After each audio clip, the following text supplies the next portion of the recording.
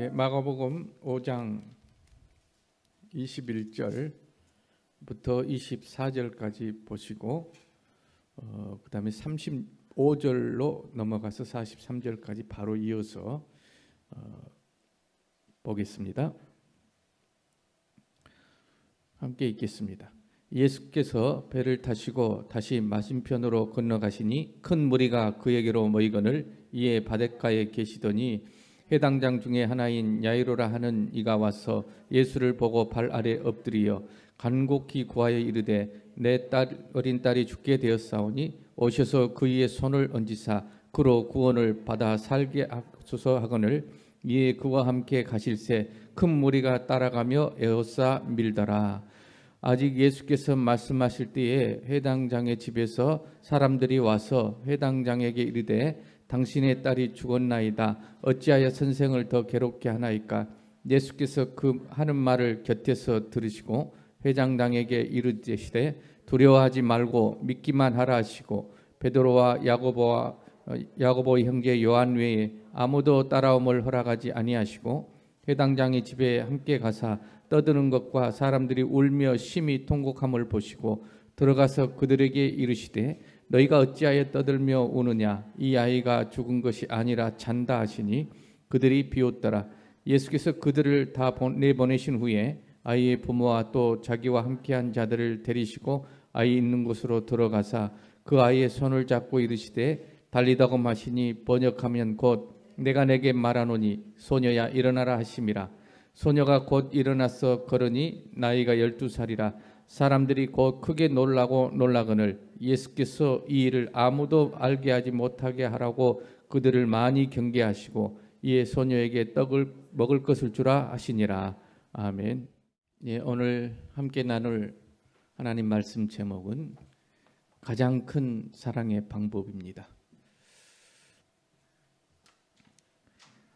제가 지금까지 살아오면서 그리고 이 사역을 하면서 가장 어려운 것이 무엇이냐 질문을 한다면 대답을 거기에 드린다면 사랑의 방법입니다.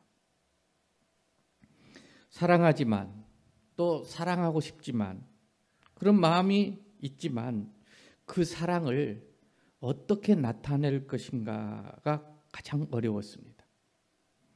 사랑 자체도 문제이지만 사랑의 방법에서 더 어렵다는 것을 수없이 절감하면서 여기까지 왔습니다.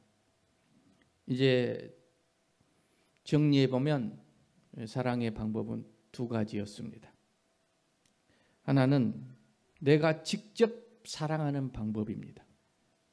내 손과 발, 내 입술과 몸, 내가 가진 모든 것으로 사랑을 직접 나타내는 방법이 하나 있습니다. 또 하나의 방법은 하나님의 손길을 통해서 하는 간접적인 방법입니다. 이 두 가지는 하나이면서 별개입니다. 사람이 하는 사랑은 한계가 있습니다. 그러나 하나님의 손길을 통해서 하는 이 사랑은 시공을 초월합니다. 그리고 사랑의 대상도 무제한입니다. 그렇다고 해서 이 두 가지 방법을 전혀 별개처럼 또 구분해서는 안 됩니다. 이 두 가지 우리가 직접 하는 그런 손과 발, 입술, 내가 가진 것으로 하는 그 사랑과 또 하나님의 손길을 통해서 하시도록 하는 이 중보의 믿음, 이 사랑이 별개처럼 구분되는 것이 아니라 두 가지가 같이 가야 합니다. 서로 앞서거니 뒤서거니 교차하면서 사랑을 하게 되는 것입니다. 그러니까 100%의 우리 노력이 필요하고 100% 하나님의 은혜가 필요하다. 그런 말씀입니다. 최선을 다해서 사랑을 해야 하고 또 100%의 하나님의 손길과 은혜가 필요하다는 것을 믿음으로 우리가 마음속에 가져야 하는 것입니다. 그 중에서도 오늘 말씀드리고 싶은 것은 보다 근원적인 방법은 아무래도 하나님의 손길을 통해서 하는 사랑입니다. 인간적인 사랑은 이 하나님의 손길을 통한 사랑의 통로인 것입니다. 하나님께서 하시는 그 손길의 사랑을 어떻게 나타낼 것인가가 바로 인간적인 사랑의 그 사랑이 통로가 되는 것이죠. 밑거름이 되는 것이죠. 예를 들어서 성경에 나온 대로 나사로가 죽어서 저 무덤에 들어가 있습니다. 그때 예수님께서 이제 말씀하십니다. 나사로를 불러내기 전에 마르다에게 그 돌문을 옮겨 놓으라. 무덤 앞에 가려 있는 돌문을, 어마어마한 큰 돌문을 옮겨 놓으라. 그것이 사랑의 손길입니다. 그러나 그걸 옮겨 놓는다고 해서 그 죽은 나사로가 결코 살아나지는 못합니다. 나사로를 살리는 것은 하나님의 영역입니다. 바로 이런 면에서 예민하게 이 경계선이 있다는 것을 우리가 알아야 합니다. 하나님의 영역, 하나님이 역사하시는 생명을 주관하시는 하나님께 대한 믿음과 그것을 침범해서도 안 되고, 또 그렇다고 해서 거기다 다 맡기는 게 아니고, 또 내가 할 일을 또 해야 되는 그 경계선에서 우리가 왔다 갔다 해야 되는 거예요. 너무 치우치면 안 돼요. 그래서 하나님이 역사하시도록 또 우리가 그 믿음의 자리에서 또 물러서서는 안 됩니다. 그 두 사이의 경계를 잘 지키는 것이 중요한 것입니다. 치우치면 안 돼요. 이것이 가장 중요한 사랑의 방법입니다. 내가 지킬 믿음의 자리를 굳게 잘 지키는 것이 사랑이 되는 것입니다.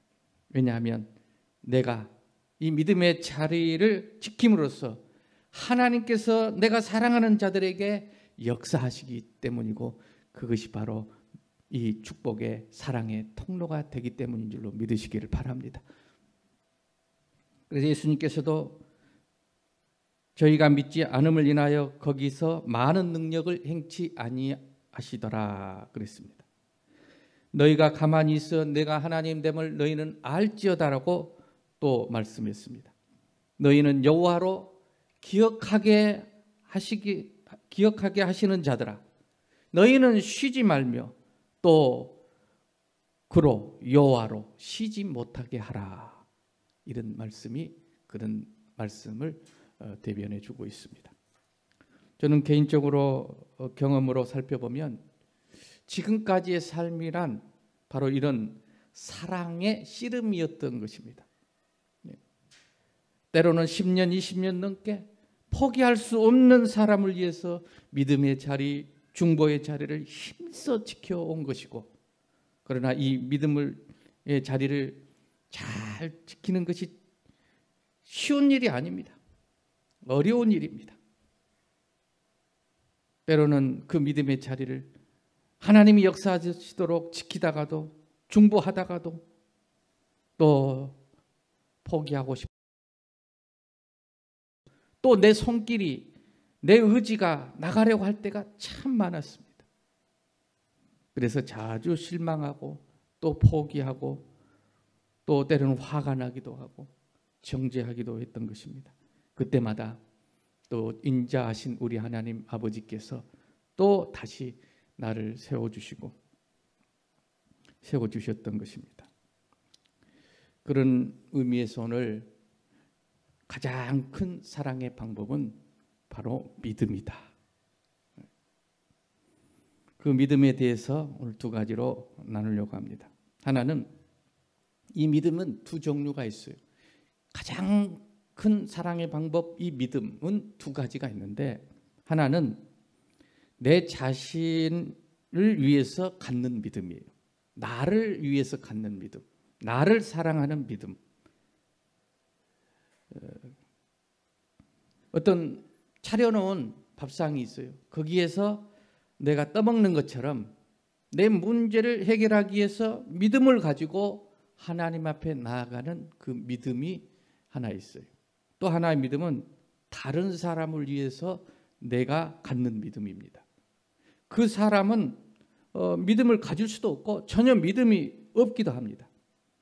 차려놓은 밥상이지만 스스로 떠먹지를 못하는 전혀 그런 떠먹여 주어야만 하는 그런 사람, 믿음이 없는 그 누군가를 위해서 내가, 믿음이 있는 내가 나를 위해서만 믿음을 사용한 것이 아니라 그를 위해서 믿음을 가지고 하나님 앞에 나아가는 그런 믿음, 사랑의 방법입니다.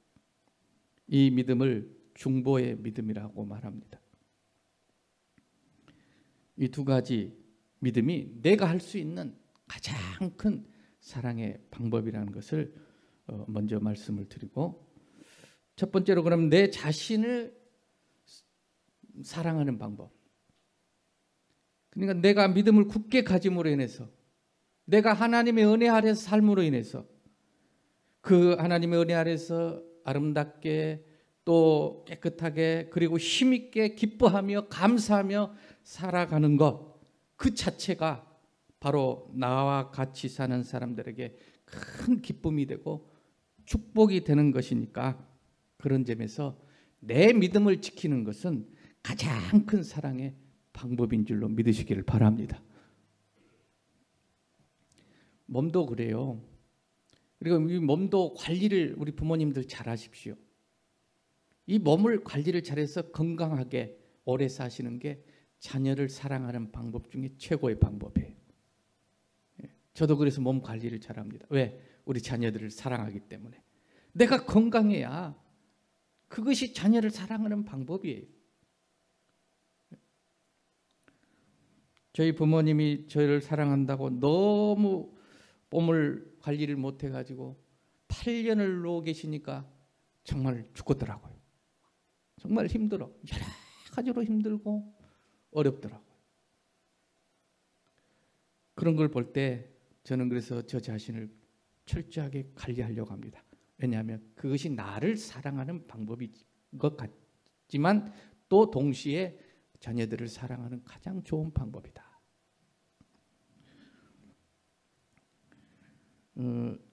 그래서 저는 뭐 특별한 가진 것도 없고 능력도 없기 때문에 이것이 내가 나를 잘 지키고 나의 믿음을 세우는 것이 나를 사랑하는 방법이고 또 내가 사는 방법이고 또 내가 삶으로 인해서 나와 관계된 자들에게 기쁨이 되는 것이기 때문에, 그래서 정말로 믿음을 지키려고, 그래서 집에서 밥이 끓는지 죽이 끓은지를 모르고 하나님 앞에 매어 달리고 또 저 자신부터 살고 싶었기 때문에, 내가 살아야 내 가족이 사는 거 아닙니까?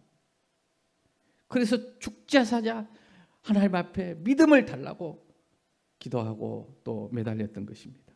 주님, 저를 도와주십시오. 제가 바로 서게 해주십시오. 저에게 기쁨 있게 해주십시오. 감사하게 해주십시오. 이 종을 도와주십시오. 그래야 여러분에게 이 목사가 그런 기쁨이 있고 감사가 있고 믿음이 있어야 여러분에게도 좋은 것 아니겠습니까? 제가 막 흐트러지고 뭐 힘이 없고 엉뚱한 짓 하고 그럼 여러분에게 도움이 되겠습니까? 그래서 때마다 일마다 오늘 새벽에도 바로 이 순간에도 저는 주님을 간절히 앙망하고 있는 것입니다.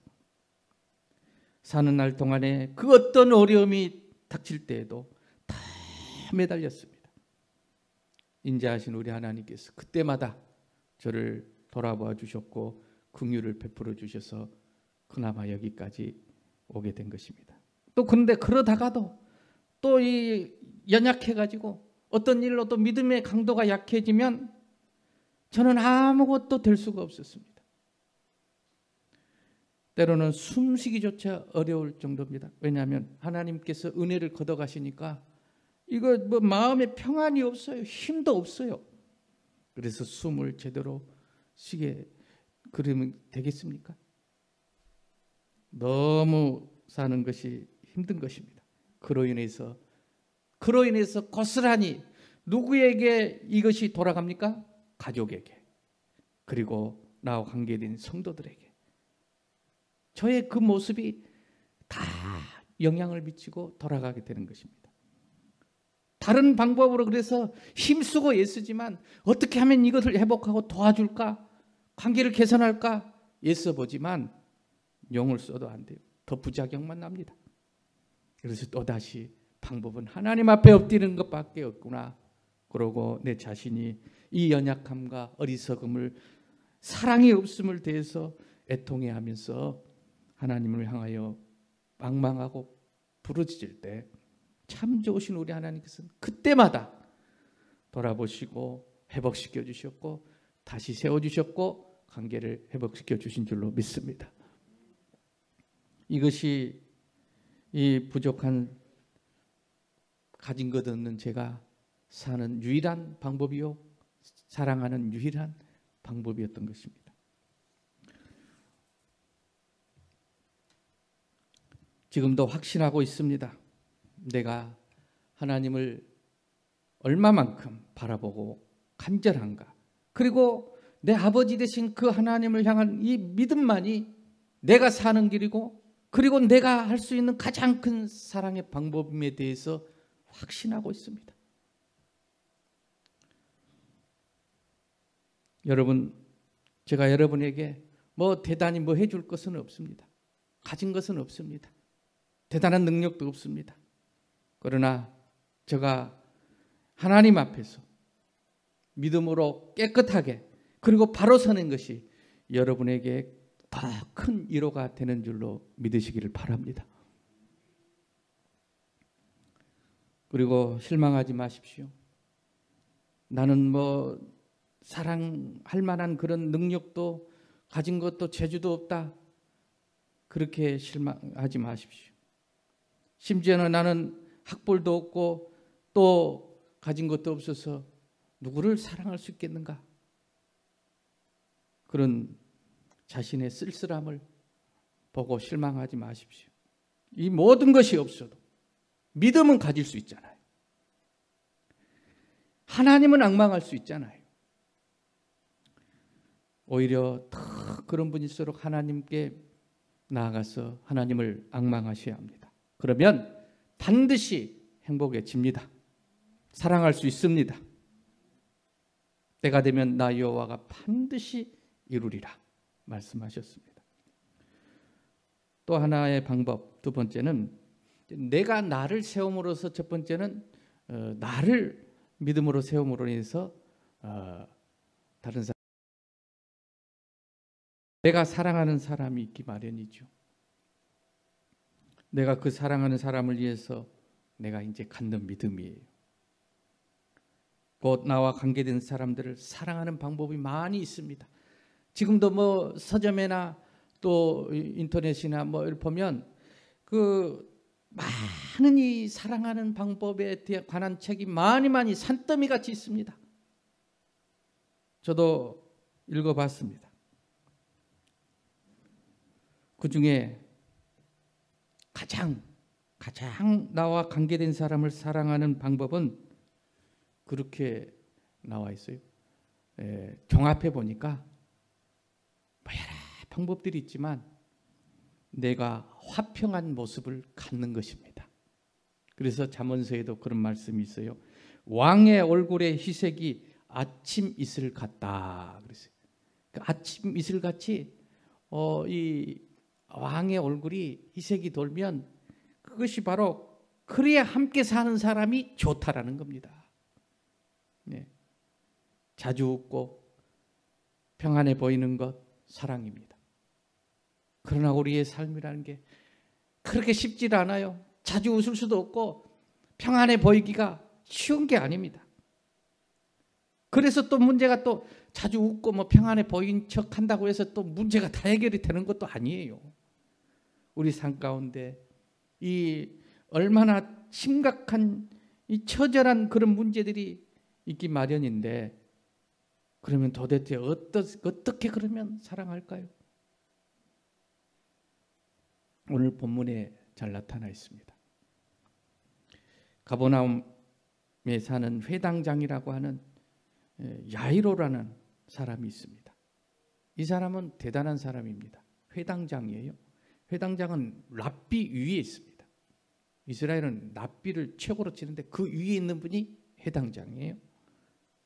이 야이로의 모습 속에서 내가 사랑하는 사람을 위해서 가장 큰 사랑의 방법이 무엇인가에 대해서 나와 있습니다. 그것은 곧 믿음이라는 것입니다. 이 해당장이라 하는 사람은 그 당시 유대 사회에 대단한 신분을 가졌어요. 그런데 어떤 이 사람이 지금 그의 딸을 사랑함으로 그의 딸이 병들어 죽게 된 것을 보고 이제 태도를 취하고 있느냐 하는 것이 22절과 23절에 나왔는데, 해당장 중에 하나인 야이로라는 이가 와서 예수를 보고 발 앞에 엎드려 예수님 앞에 엎드렸어요. 무릎을 꿇었어요.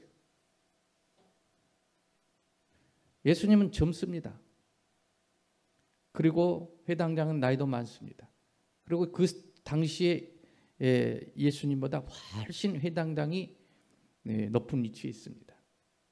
그럼에도 예수님 앞에 무릎을, 그것도 1대1로 만나서 무릎을 꿇는 게 아니라 많은 사람들이 이 보는 앞에서 이 지위가 높으신 양반이 무릎을 탁 꿇는 겁니다. 이게 사랑입니다. 내 딸이 병들었으니 자기의 모든 것을 다 쏟아부었지만 가진 재물, 능력, 영향력 다 사용했어요. 그것이 인간의 노력이에요. 그러나 이 딸을 살릴 수는 없었습니다. 살릴 수만 있다면 점점 병이 더 지쳐져 가는데 어떻게 합니까? 도대체 이 딸을 어떻게 살릴 것입니까? 이 귀여운 딸, 사랑하는 딸을 무엇으로 살릴 것입니까? 내 목숨까지라 주어서 사랑하는 자녀를 살리고 싶은 것, 그의 부모의 마음인데 얼마나 안타깝습니까? 그래서 길바닥에 많은 사람들이 보는 앞에서 무릎을 꿇은 겁니다. 예언을 했어요. 살려주십시오. 사랑하니까. 정말 사랑한다면 여러분 이런 무릎을 꿇고 그 아버지 체면, 신분 다 내려놓는 이것입니다. 여러분은 어떤 믿음을 갖고 있습니까? 사랑하는 사람을 위해서 어떤 믿음을 갖고 있습니까? 저도 이렇게까지 못했구나. 내가 사랑하는 사람을 위해서 정말로 말로 그냥 이렇게 저렇게 이거이 좋아 저거이 좋아 말은 했지만 정말로 하나님 앞에 나와서 무릎을 탁 꿇지를 못했구나. 중보하고 하나님께 맡기고 그걸 못한 겁니다. 그러나 끝내 하나님께 하게 하십니다. 그럴 때마다 하나님께서 항상 풀어주시고 도와주시고 또 회복시키셔서 다시 세워주셔서 하나님 영광 받으신 줄로 믿습니다. 이것이 바로 예수님 앞에 나와서 무릎을 꿇는 것이 마지막 사랑하는 딸 살리는 사랑의 방법이었던 것입니다. 잔소리 많이 할 수 있습니다. 또 이것저것 보이는 것으로 손길로 좋은 것 해줄 수도 있습니다. 그러나 마지막은 바로 하나님이 원하시는 것은 이 중보의 믿음을, 왜냐하면 그게 하나님의 영역이에요. 살리는 것은 하나님의 영역이에요. 그걸 간과해서는 안 될 것입니다. 그 야이로가 가진 그 재물, 그 지위, 그 모든 능력, 지식, 영향력으로도 이 살려지지 못하는 이 애타는 마음, 그러나 예수님 앞에 무릎을 꿇고 그 딸은 아직 여기 없지만 내가 내 믿음으로, 중보의 믿음으로 그 하나로 살려낸 것 아니겠습니까? 그것을 우리가 하지 못하고 계속 헤맬 때가 많아요.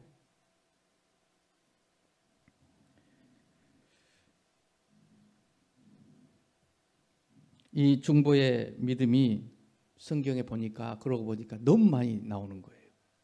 보세요. 믿음의 대상 아브라함이 소돔성으로 살려갔던 롯과 롯을 사랑하기에 그 삐딱하게 나간 그 조카를 사랑하기에 그 멸망받을 때 아브라함에게 소돔성이 멸망한다고 말할 때 소돔성에서 건져내 보려고 하나님 앞에 6번이나 나가서 믿음으로 간구합니다.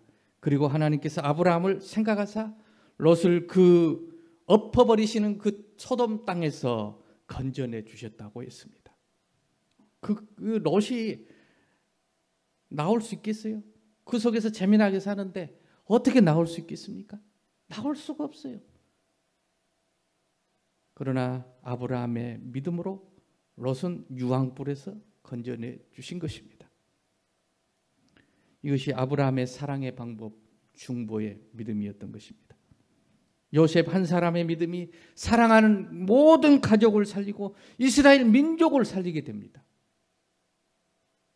모세 한 사람의 중보의 이 믿음이 어리석고 망령된 이 버림받아야 할 이스라엘 백성들을 광야 40년을 건너가게 만들었습니다. 모세 한 사람의 믿음이, 중보의 믿음이 하나님께서 중간에 다시 죽이고 새로 시작하겠다. 차라리 대한민국 사람을 데리고 하겠다. 그 말은 안 나왔지만은 그런 지금 상황 아닙니까? 그런데 모세가 가로막지 않습니까?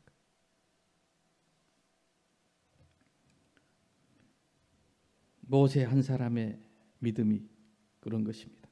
여호수아 한 사람의 믿음이 요단강을 건너가게 했고 약속의 땅 가나안 복지에 들어가게 한 것입니다. 이 외에도 많습니다. 이 모든 것들이 믿음으로 되어진 중보의 사랑인 줄로 믿으시기를 바랍니다. 저는 하나님께서 주시는 이 보배로운 믿음을 가지고 첫째는 저 자신을 살리는 데 사용했습니다. 그리고 나를 사랑하기 때문에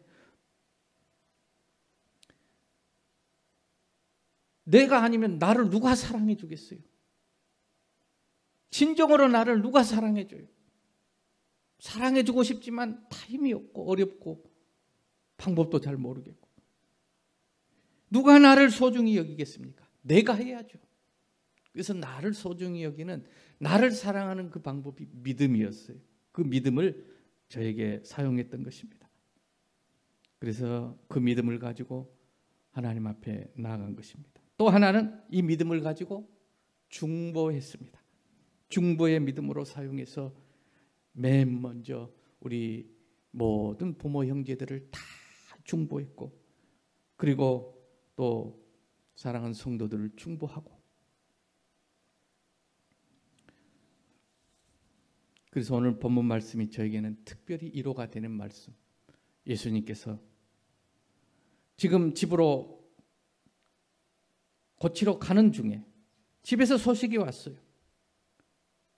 회당장님, 따님이 죽었습니다. 이제 끝났습니다. 얼마나 이거 아버지로서 기가 막힌 말입니까? 조금만 기다리지. 예수님 모시고 가는데 딸아 조금만 더 기다리지. 조금만 참지. 그런데 죽어버렸다니 어떻게 합니까? 이 기막힌 모습을 옆에서 보고 계신 예수님이 36절에 이렇게 말씀했어요. 예수께서 그 하는 말을 곁에서 들으시고 회당장에게 이르되 두려워 말고 믿기만 하라. 따라합시다. 두려워 말고 믿기만 하라. 네. 이 회당장 야이로의 그 믿음이 너희 딸을 살리겠다는 거예요. 네.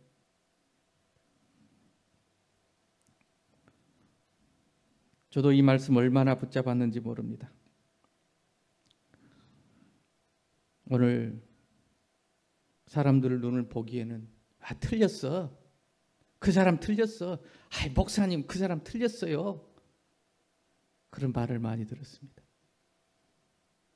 또 자식들 보면서 어떤 자식은 그럴 수 있잖아요. 부모들이 하는 걸 보니까 저거 틀렸어. 틀려.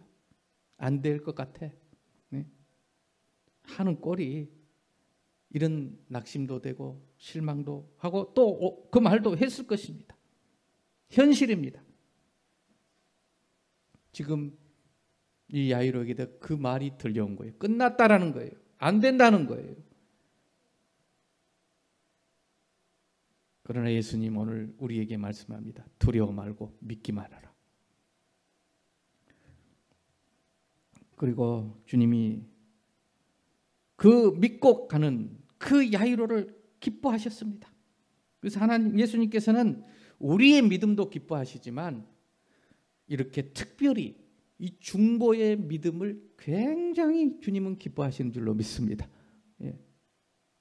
오늘 여기 집사님도 아버님 지난달에 돌아가셨죠. 근데 돌아가시 직전까지 예수님을 안 믿었어요. 그런데 집사님이 기도를 중보의 믿음을 가지고 했는데 마지막 돌아가시기 한 주 전에 저하고 통화할 기회를 만들었어요. 그래서 제가 예수님을 영접을 시켰어요. 따라하라 했더니 나는 죄인입니다. 예수님 내 구주입니다. 이제 하나님 나의 아버지십니다. 회개합니다.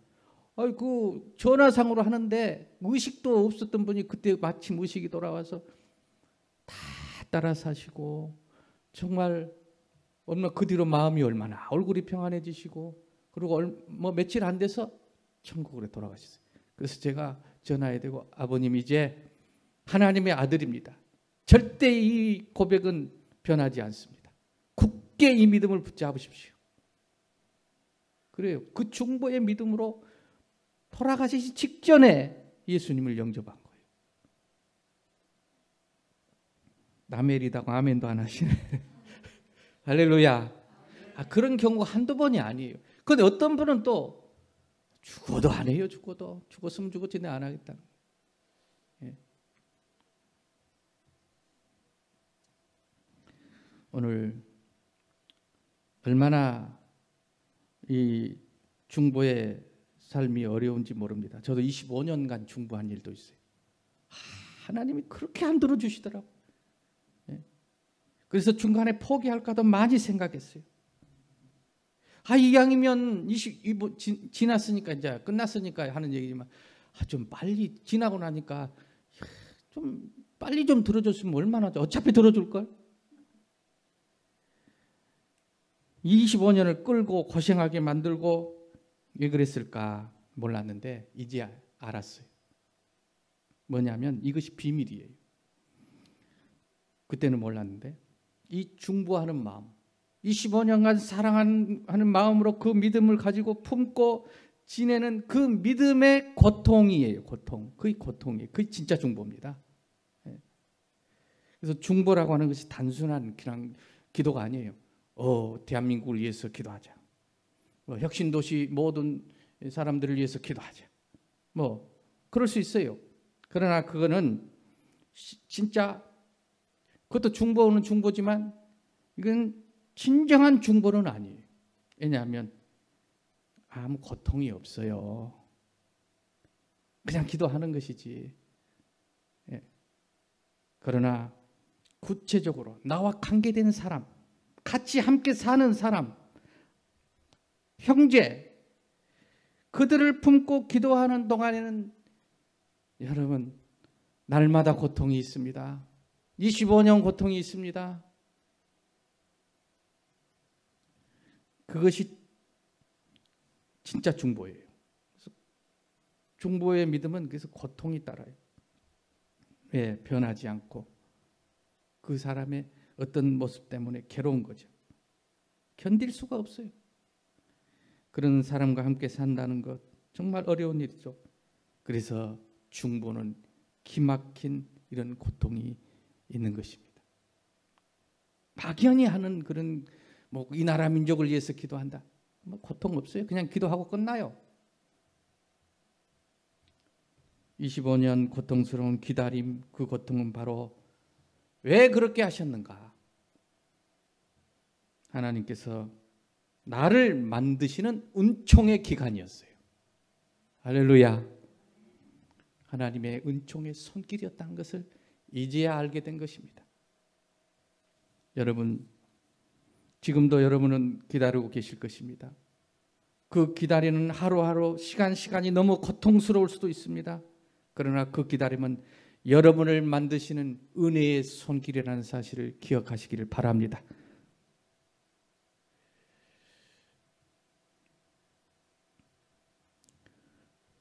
술을 넣듯이, 술을 넣을 때마다, 나 술 넣는 거 정말 어떻게 그렇게 하는지 모르겠어요. 아주 멋지게 꽃을 그리고 풍경을 그리고 하나하나 바늘로 꽂아가지고 또 해가지고 이 색깔별로 해가지고 그걸 어떻게 그렇게 아름답게 하는데, 나는 그냥 된 줄 알았더니 그게 시간이 오래 걸리더라고요. 그 바늘로 찌를 때마다 하나하나 넣을 때마다 아파요. 시간이 가요. 인내해야 돼요. 기다려야 돼요. 공장에서 찍어버리면 모르겠지만 그 하나하나 찌를 때마다, 그러나 이 속에 굉장한 비밀이 있는 것입니다. 누군가를 위해서, 한 영혼을 위해서, 관계된 자를 위해서 믿음의 중보를 가지고 내가 품었다는 사실은 얼마나 하나님이 기뻐하시고 또 하나님 다 알고 계세요. 이것을 무엇으로 하겠습니까? 물질로 하겠습니까? 아니면 내 지식으로 할 수 있습니까? 애교로 할 수 있습니까? 인간적인 어떤 방법으로 할 수 있습니까? 못합니다.